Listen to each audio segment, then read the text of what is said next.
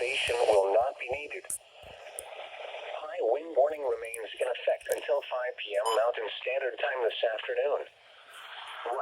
West wind 30 to 40 miles per hour with gusts up to 60 miles per hour expected. Where?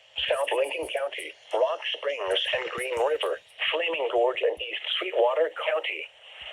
The strongest gusts are expected east and south of Rock Springs. When? Through 5 p.m. Mountain Standard Time Sunday.